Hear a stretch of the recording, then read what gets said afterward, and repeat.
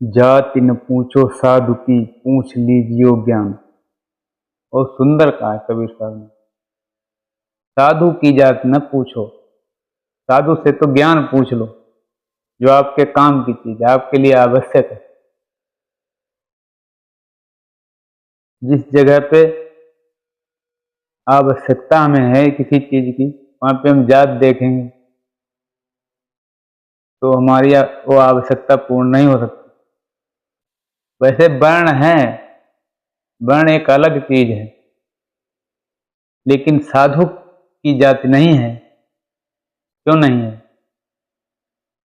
साधु उस धारा में बह गया, नदी जो सबको एक कर रही है, उस अमृत में विलय हो गया, अमृत धारा में विलय हो गया। इसलिए उसकी अब कोई जाति नहीं है। उसने उसको जान लिया जिसकी कोई जाति नहीं, वो मिल गया उसमें जाके। जैसे नदी से कोई जल भी पी रहा है, पीने का प्रयोग कर रहा है जल, कोई तो सोच के लिए भी प्रयोग कर रहा है नदी से, तो उसको कोई परवाह नहीं नदी। दोनों ही कई कई काम कर रहे हैं। कोई नहा रहा है, सोच के लिए पानी ले रहा है, कोई पी रहा है जल उसमें।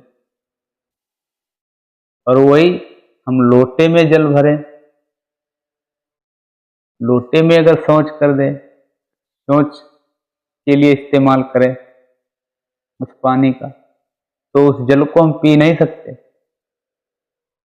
क्योंकि उसमें सोच कर दिया है, सोच का इस्तेमाल किया है उस जल का। और एक बहती धारा, बहती धारा में तो सब कुछ जायज है, तो उस धारा में बहने के बाद कहो कि हम सब एक हैं, क्योंकि फिर एकत्व की बात होगी।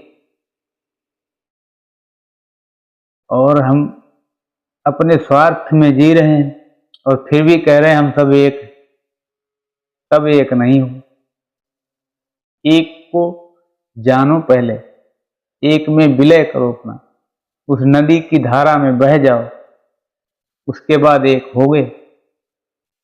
वैसे तो बने हुए हो, लोटे के जल में हो, अब उस जल को नदी में प्रवाहित कर दो, तब हम एक हो पाएंगे, तभी एक हो पाएंगे।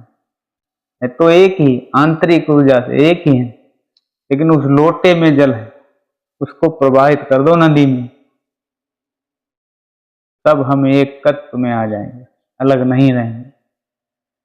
इसीलिए जात न पूछो साधु की, पूछ लीजिए ज्ञान।